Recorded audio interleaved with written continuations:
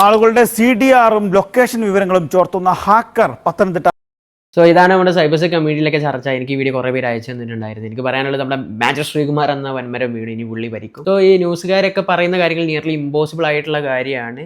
പിന്നെ ഇവർക്ക് എന്തെങ്കിലുമൊക്കെ കിട്ടിയാൽ മതി, 2 കട്ടിയുള്ള വാക്കും കൂടി കിട്ടി, CDR ടവർ ലൊക്കേഷൻ, പിന്നെ അവരങ്ങ് വെച്ചലക്കും. സോ പണ്ട് നമ്മുടെ അറക്കൽ തറവാട് കണ്ണാപ്പികളെ ഹൈപ്പ് കയറ്റിയിട്ടുണ്ടായിരുന്നു. വാട്സപ്പ് ബോംബ് ഇട്ടിട്ട് CCTV ഹാക്ക് ചെയ്ത് എന്നൊക്കെ പറഞ്ഞ പ്രമുഖ ചാനൽസ് നമ്മുടെ നാട്ടിലുണ്ടായിരുന്നു. വാട്സപ്പിൽ 0 ഡേ ഒക്കെ കിട്ടിയ ഹൈപ്പായിരുന്നു കൊടുത്തിട്ടുണ്ടായിരുന്നത്. സോ എനിക്ക് തോന്നിയിട്ടുള്ളത് മേ ബി ഇത് ബ്രീച്ചഡ് ആയിട്ടുള്ള വല്ല ഡാറ്റ ആയിരിക്കാം. നമ്മുടെ ടെലിഗ്രാമിലൊക്കെ കുറേ ബോർഡ്സ് ഉണ്ട് ബ്രീച്ചഡ് ആയിട്ടുള്ള ഡാറ്റ വെച്ചിട്ടുള്ള. സോ ഒന്നെങ്കിൽ അതാകാം, അല്ലെങ്കിൽ പുള്ളിക്ക് ISP-യിലോ അല്ലെങ്കിൽ സൈബർ സെല്ലിലൊക്കെ ആക്സസ് ഉണ്ടാകാം. ആക്സസ് മീൻസ് അറിയുന്ന ആളുകൾ ഉണ്ടാകാം, കണക്ഷൻസ് ഉണ്ടാകാം. ഒന്നെങ്കിൽ അങ്ങനെ ഡാറ്റ കിട്ടുന്നതായിരിക്കാം, അല്ലെങ്കിൽ അവരുടെ ഇന്റേണൽ API-യിലോട്ട് ആക്സസ് കിട്ടിയിട്ടുണ്ടാകാം, അല്ലെങ്കിൽ എന്തെങ്കിലും API ലീക്ക് ഉണ്ടാകാം.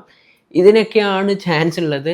അല്ലെങ്കിൽ പിന്നെ ഞാനൊരു ന്യൂസ് കണ്ടിട്ടുണ്ടായിരുന്നു, 15 ലക്ഷത്തോളം അല്ലെങ്കിൽ 12 ലക്ഷത്തോളം ഏറ്റവും സെൻട്രൽ ഗവൺമെൻറ് യൂസേഴ്സിൻ്റെ ഡാറ്റ പെട്ടെന്ന് സോഹയിലോട്ട് മാറ്റി എന്നൊക്കെ പറഞ്ഞിട്ട്.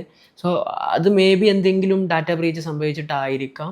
സോ അതിൻ്റെ പിറകെ വേറെ എന്തെങ്കിലും കേസ് നടക്കുന്നുണ്ടാകാം. പുള്ളിയെ മേ ബി വേറെ എന്തെങ്കിലും ചെറിയ കേസിന് പിടിച്ചതായിരിക്കാം. സോ അതും ഇതും അപ്പോൾ ഇവന്മാരും മേ ബി ജസ്റ്റ് കണക്റ്റ് ആക്കി പാവം പയ്യനെ കൊടുക്കുന്നതും ആകാം. സോ എന്തും ആകാം. പ്രോപ്പറായിട്ട് FIR ഒന്നും നമ്മൾ വായിച്ചിട്ടോ ഒന്നുമില്ല. സോ അതുകൊണ്ട് നമുക്ക് എന്താണെന്ന് പറയാൻ പറ്റില്ല. ഈ ന്യൂസ് ചാനലിൽ വന്ന് നിൽക്കുന്ന ആളുകളുടെ വാക്ക് കേട്ട് ഒരാളെ ഇതാക്കാതിരിക്കുക.